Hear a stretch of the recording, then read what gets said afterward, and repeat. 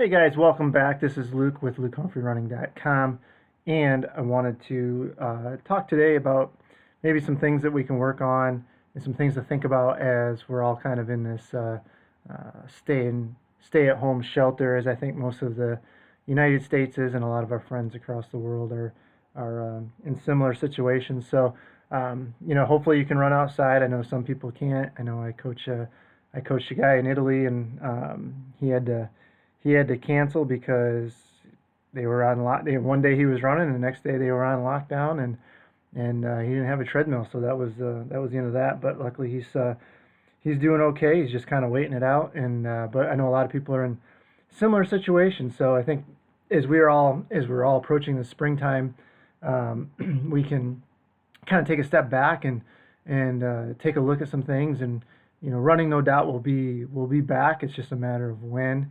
But in the meantime, there's lots of things we can work on, and what I'm going to talk about today can really potentially help you in running and even other things in life. So, but I wanted to talk about kind of some mental toughness type of things, something that comes up a lot, and it seemed like before all this happened, mindset and things like that was kind of the buzzword of 2020 anyway. So I want to talk about some things that maybe we can work on. So without further ado, let's jump in and get rolling here. So it's no doubt that being mentally tough is something that can improve your performance. But the way I hear runners discuss, it feels like it is something that you either have or you don't. Right? It's something there or it's not there.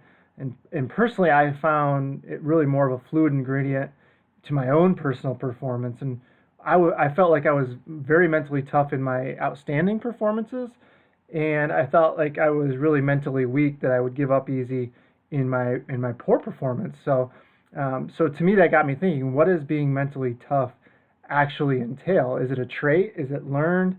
And these are the kind of things I want to explore today.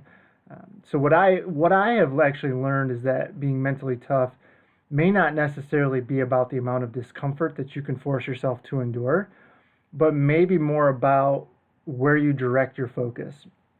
And I've talked about this in my race strategy discussions. And really when I talk about it, I say that early on, like in a marathon, you don't really want to focus on too much, because the more dialed in you have to be early on, the longer I had to maintain that high level of focus. And for me personally, that just wasn't sustainable, and often I would fade, and not from a physiological standpoint, but more from a psychological standpoint. And now I will think that my idea was solid in theory. I really do. I think my thought process was solid. Just my wording might have been off when I've had those discussions in the past.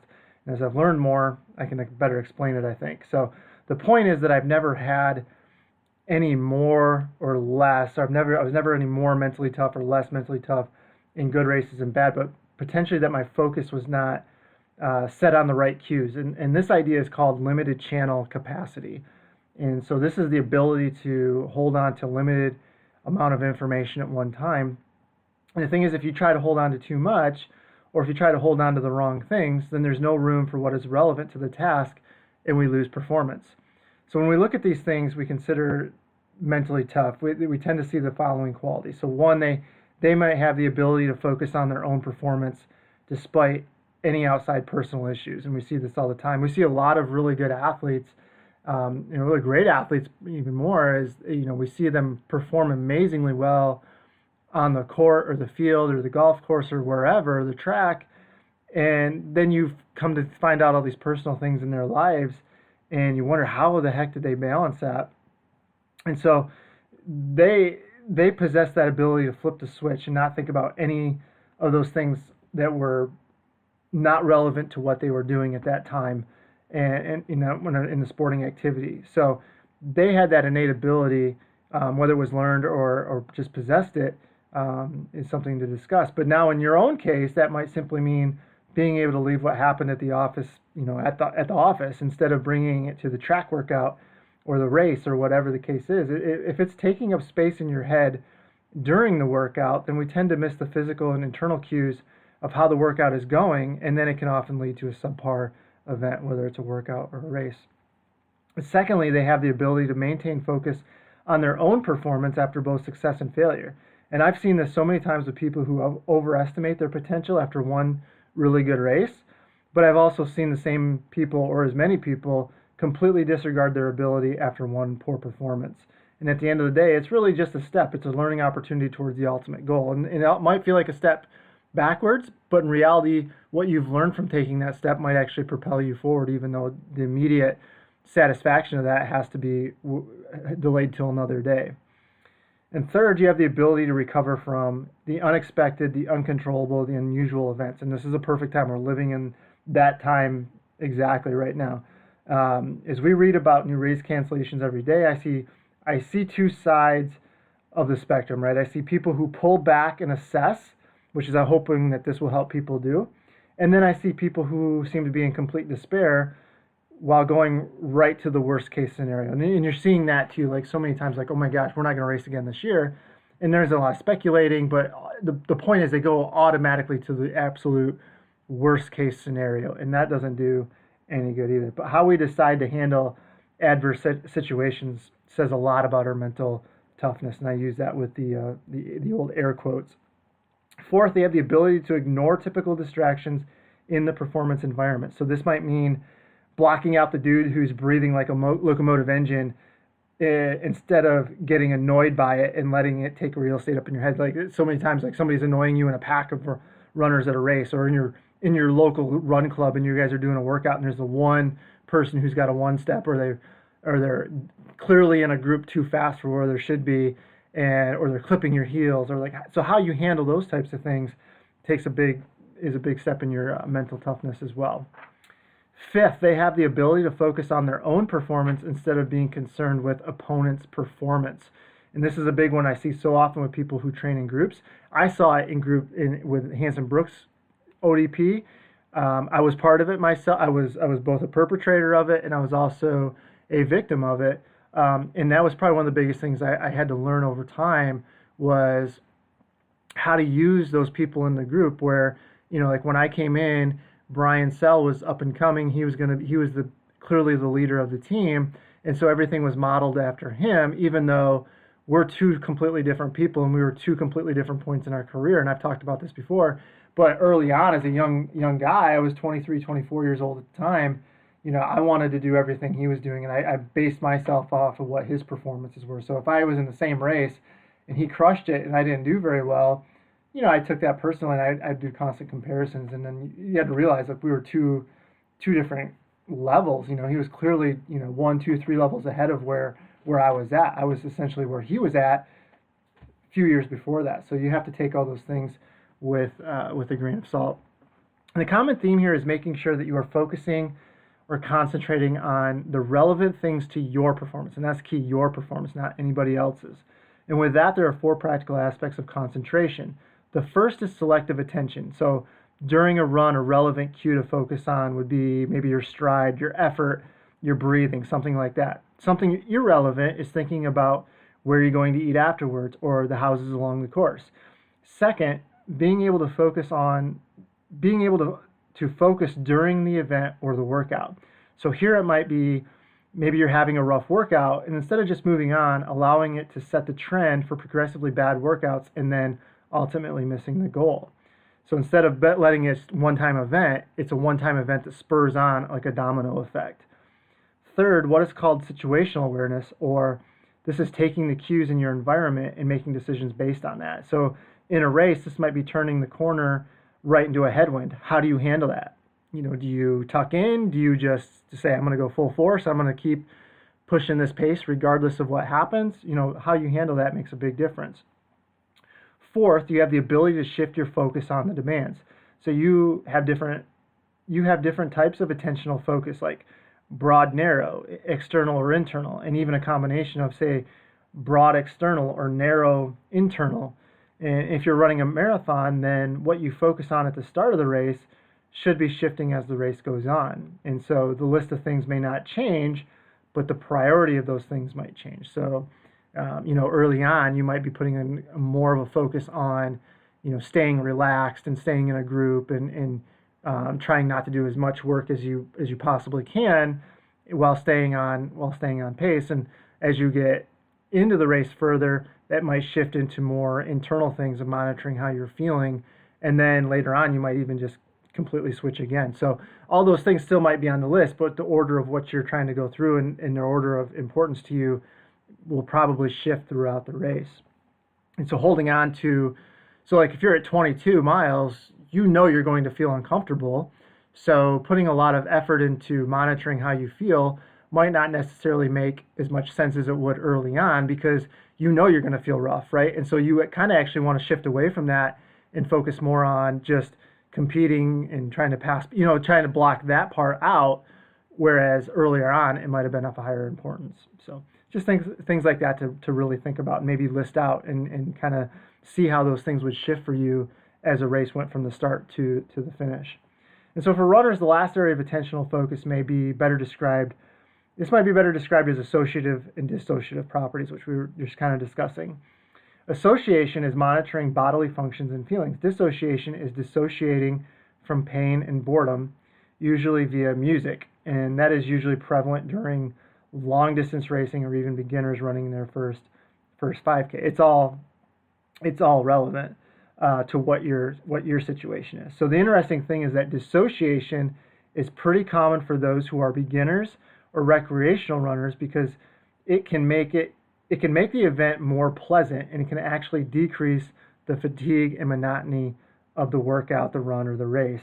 On the other hand, faster runners tend to associate themselves so that they can monitor where they are at. So this is more like associating with the pain and the discomfort, those types of things. The association to the discomfort allows them to push harder despite the discomfort, because they already know it's coming and they've already dealt with it in the past via training. And so the above paragraph is what I was referring to when I discussed zoning out, when I talked early on about, not focusing on too much. And so it was really kind of that zoning out type of thing until you really, really had to buckle down and focus.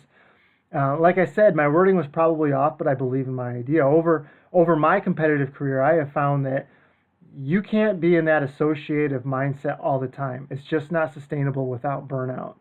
And so, for example, if I approached the easy day, an easy day after a workout per se, then it would be only a matter of time before I was hurt. So if I went into basically day after day after day with an associative mentality where I was going to be just being constant monitoring of myself all the time, then I would probably just get hurt, because I would probably be putting too much focus on things that didn't necessarily need to be focused on easy days.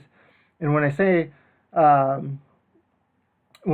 intensity, I'm not talking about running intensity, but I'm talking about that mental intensity. I can't be like, yes, a 10-mile run, get some. However, we can go into that mindset for a 10-mile tempo. We want to be up, we want to be mentally up, we want to be hyped up a little bit going into those workouts, whereas an easy day, we don't have to be all in. We just have to go get it in, right? And that's the big thing. And somebody says, "Oh, I just didn't want to do it." That's pretty common on an easy run, and that's not necessarily a bad thing, because it offers you an opportunity to kind of mentally dissociate from things going on. And so the same thing is true for the marathon itself. Early on, we may be in more dissociative mindset, just generally taking in information. However, as the race goes on, we narrow our focus to more associative measures and disregard more outside information. So to be that narrow focus for, whether you're,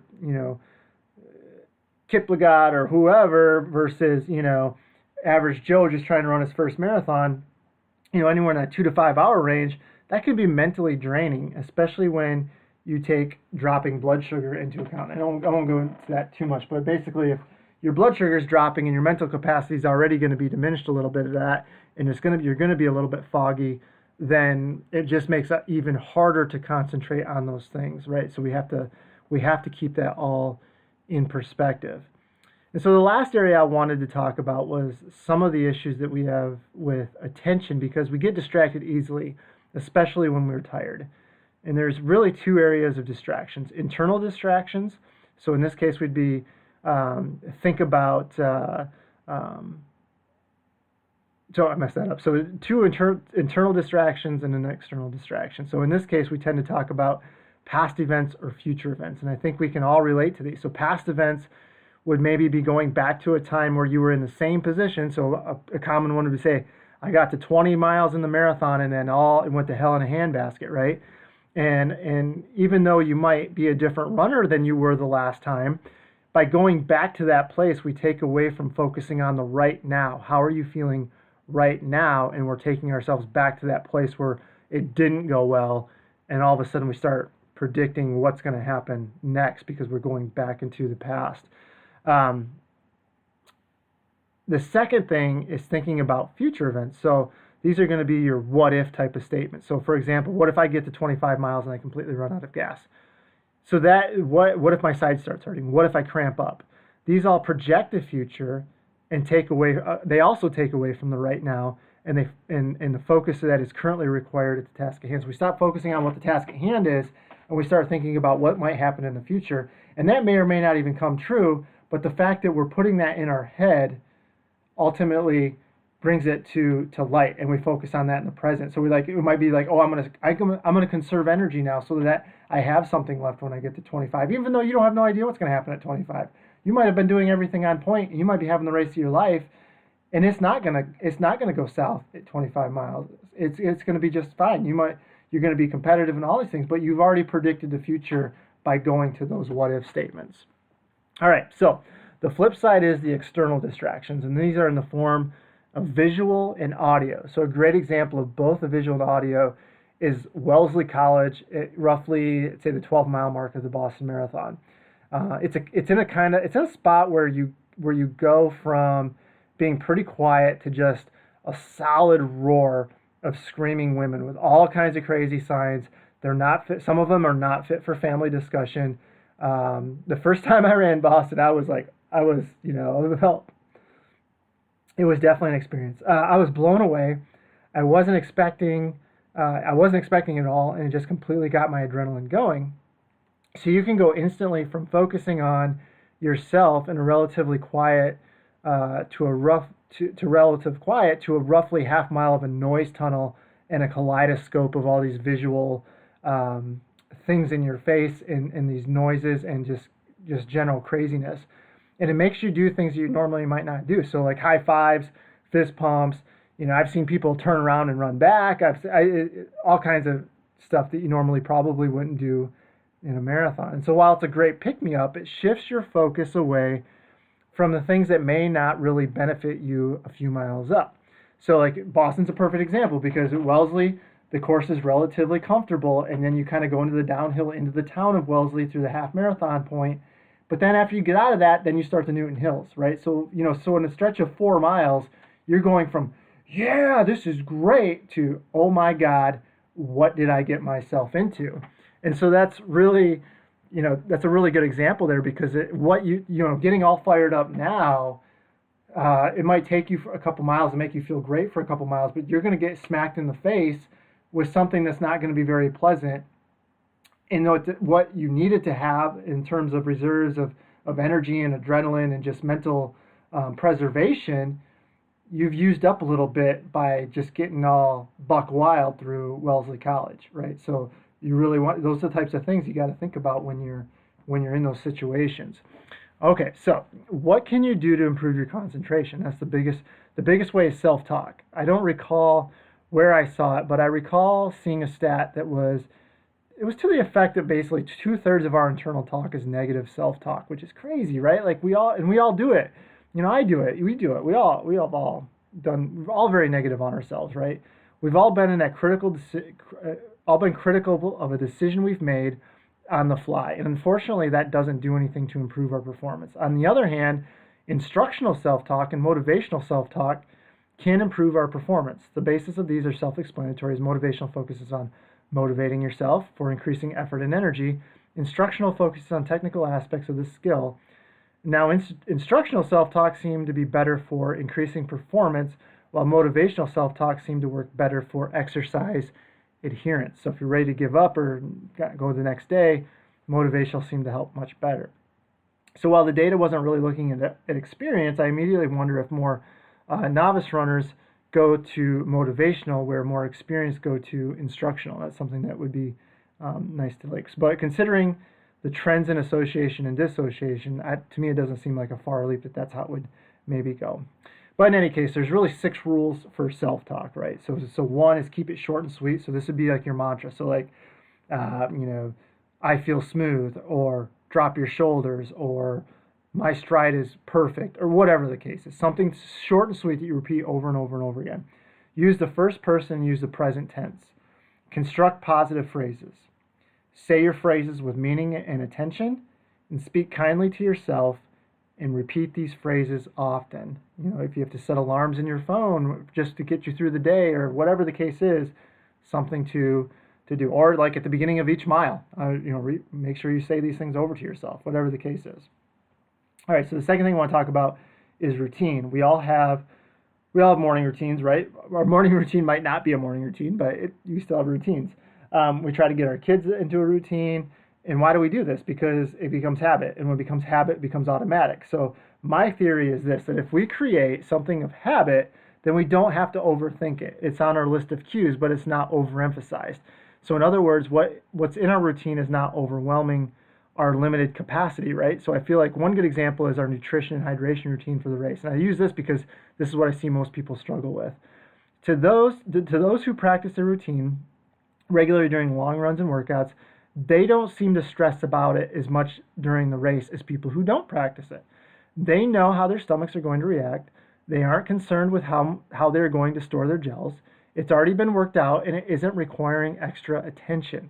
On the other hand, I had athletes who talked about what they wanted to do, but they never practiced it regularly. So on race day, they were laser focused on this, but they let take up too much real estate in their head, and they didn't take in any of the other cues. Or they did and got overwhelmed. So even worse, since they didn't have a routine, as soon as it got difficult, they abandoned the plan and end up paying the price by bonking. So let me think about this. So besides that, what other routines can you think of that would carry over nicely to performance? I automatically go to like warm-ups, dynamic warm-ups, drills, strides, strength training, mobility training. All these things do we want to become habit, and then they just become ingrained in our daily routine. All right, but you think about what's important to you and what you could potentially do.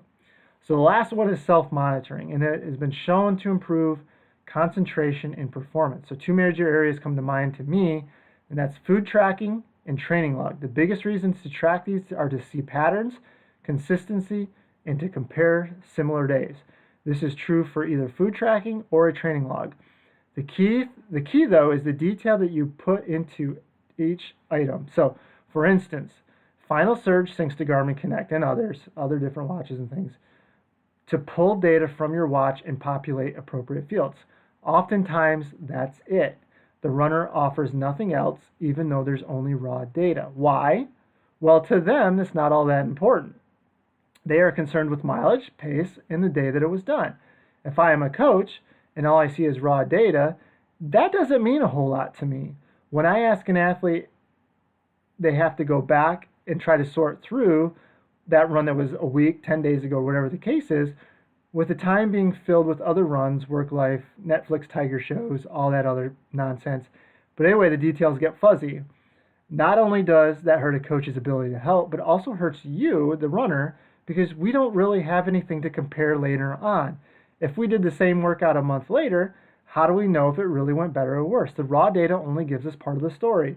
A perfect example would be doing a workout on February 1st, say here in Michigan, and turning around doing that same workout on March 1st. On February 1st, you might be full snowmobile suit, snowshoes, whatever the case is. But on March 1st, you might be in shorts and a long sleeve, and that's it. So see where having these details written down might help. And the same thing is true in the fall. If you could be doing a workout November 1st in shorts and a t-shirt, December 1st, it might be 6 inches of snow on the ground. So having the details around those events are huge. So to me, the details obviously help. They put the story to the headline. I also think that just making it a priority to log in detail cements its importance to you. If you don't take that as a priority, then you treat the whole thing as not necessarily a priority. A lot of times you just end up going through the motions, and in your mind, and I've been in the same position, is if I can just mark the days off the calendar, that's all I need to do. The rest will take care of itself. So one small habit of priority leads to another and another over time, and you have completely transformed your mindset, attitude, and physical surroundings. So think of it as like that making your bed type of thing, right? So if I wanted to have an organized life, what's the first thing I start with? I start with making my bed every day. And by making my bed every day, it leads to me doing other things slowly but surely, adding these other components into my day. And then over time, I've gotten to where I've wanted to be. So think about that as you move on. The final piece really sums it up. None of these things are massive undertakings. They're small items, and they often get overlooked, but they lay a foundation to changing how we live and how we see ourselves. The fact that they may help us run better is a pretty attractive fringe benefit. So the key to all of this is starting small, recognize that it's going to take time, and recognize that it's going on, that it's happening. And you are going to probably catch yourself lapsing. Don't give up on it. Just right the ship when you see it drifting and stay the course. Over time, I think you'll notice big changes in a lot of different aspects. But ideally, the biggest change you see is in yourself, the way you talk to yourself, the way you approach your performance, the way you approach your workouts from a mental standpoint, developing those routines. And then, this might be something that takes longer than a few weeks. It's probably going to be something that takes a few months. But if you start now, where you have less things to really focus on, maybe it's more of a habit when you do start training hard again. And then by the time your fall marathon rolls around and things are back to normal, hopefully, then it's part of what you do. It's part of who you are. And that will make such a huge difference in running, but I think in a lot of different things in your life too, especially with the self-talk and prioritizing where you put your focus. I think that can make a big difference in all aspects of our life. So take from that what you will. Hopefully it helps you out. I'll talk to you guys later. Have a great week, and we'll see you soon.